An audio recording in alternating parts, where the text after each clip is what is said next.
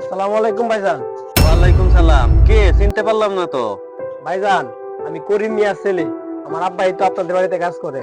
ও আচ্ছা, তুমি করিম চাচার ছেলে। উনি অনেকদিন আগে আমার একটা কথা বলছিল যে উনার একটা ছেলে পড়াশোনা করে, আমাদের কোম্পানিতে নিয়ে একটা চাকরি দেওয়া যায়। তুমি কি সেই ছেলে নাকি? ও ভাইজান, আমি সেই ছেলে। আপনি তো জানেন ভাইজান, আমার আব্বা আপনাদের বাড়িতে কাজ করে আমার এত বড় করছে, আমার পড়াশোনা করাইছে। এখন এই বয়সে আমার আব্বার কষ্ট আর আমার সহ্য হয় না ভাইজান। এই কারণে আমার একটা চাকরি খুব দরকার। এই কারণে আপনার কাছে আইছি একটা চাকরির খুঁজে। আমার একটা চাকরি লিয়ে দেন। ও আচ্ছা, বুঝছি তোমার অবস্থা, কিন্তু দেখো একটা কথা বলি, চাকরি করতে হইলে কিন্তু একটা যোগ্যতা লাগে। তারপরে যে কোম্পানিতে চাকরি করবা সেখানে তো পোস্ট খালি থাকতে হবে, তারপর না তুমি চাকরি করতে পারবা। তারপর আমি দেখতেছি, এখন তুমি এখান থেকে যাও, আমার বাড়িতে মেহমান আসবে একটু পর।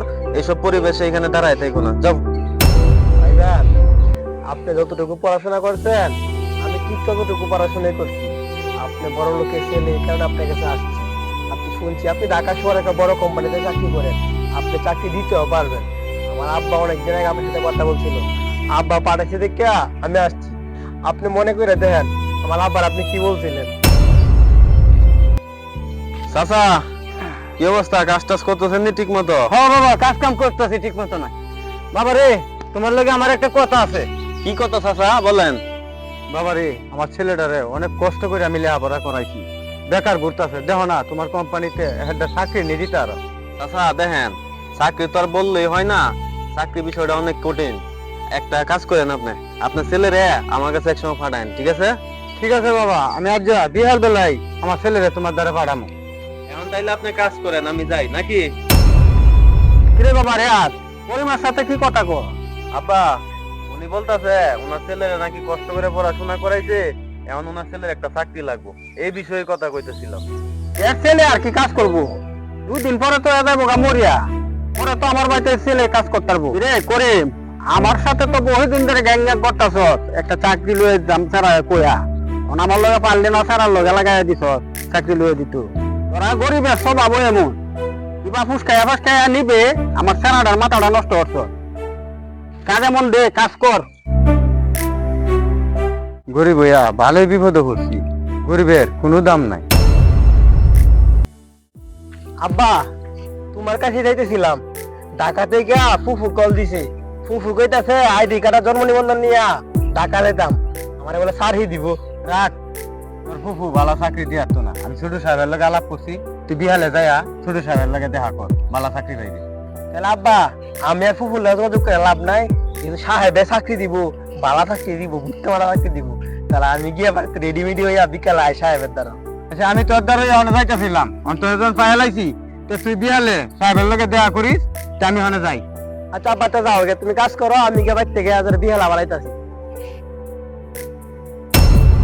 শুনো, যখন বলার তখন বলছিলাম, বলছি দেখে যে একটা চাকরের ছেলেরে চাকরি দিতে হইব, এটা কোনো কথা? তুমি যে আমার সামনে এসে দাঁড়ায় কথা বলতেছো, এটাই তো তোমার অপরাধ। যাও এখান থেকে। ভাইজান, গরিব মানুষ তো, আব্বা যখন কথাটা কইছে মনে অনেক বড় আশা নিয়ে আপনার কাছে আইছিলাম, আপনার কাছে আসলে মনে একটা চাকরি পাবো। কিন্তু আপনি যে ব্যবহার দিয়ে আইছেন ভাইজান, আমার চাকরি লাগবো না, তবে আপনার ব্যবহারটা আমার মনে থাকবো। আমরা গরিব মানুষ দেখিয়া আমরা মানুষের মূল্যায়ন করে না, বুঝছেন? পড়াশোনা কিন্তু কম করি নাই, সার্টিফিকেট যোগ্যতা আপনার থেকে কোনো দিক দিয়ে আমার কম না। তারপর আজকে যে একটা ব্যবহার করলেন, আমার পরিবেশ ঠিক নাই ভাইজান। আপনিই কর, পরিবেশ দেখি মানুষ চেনে যায়, মানুষ চিনে যায় তার ব্যবহারে। আর আপনি যে ব্যবহার দিয়েছেন, আল্লাহ যেন না কায় রাখলে আপনার কাছে জীবন আমার না নাই। বাপের বহুত পরিশ্রমের ফল আমি ভাইজান, আব্বার কষ্টের টাকা দিয়া আমি এত থেকে এত হয়েছি, এত পড়াশোনা করছি।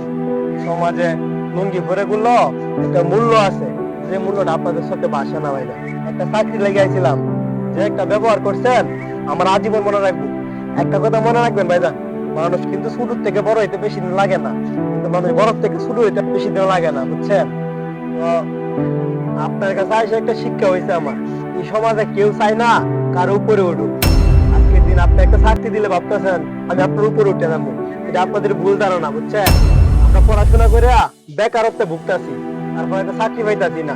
আপনাদের মতো মানুষদের কাছে আমরা একটা চাকরি লাগিয়ে আসি, কিন্তু আইসা দিন শেষে আমরা কি হই? অপমানিত হই। ভাইজান শুনেন, মানুষ শুধু টাকা পয়সা দিয়ে মানুষ হয় না, মানুষের মনুষ্যত্ব লাগে, মনুষ্যত্বটা আপনাদের মতো বড় লোকদের নাই। চাকরের ছেলের মুখে এত বড় বড় কথা, তুই আমারে জ্ঞান দিতে আইছস? হ্যাঁ, জ্ঞানের পিএইচডি করে আইছস আমার সামনে? জান থেকে বাইরে বাইরে বে, নাকি গাদ ধাক্কা দিয়ে বাইর করতাম? গার টাকা দিয়ে বার করতে হবো না ভাইজান, আমি এমনিতেই যাইতেছি। আল্লাহ যেন আপনাদের বাড়িতে আমার জীবনে না না। যা বাইরে। কি অবস্থা, ভালো আছেন?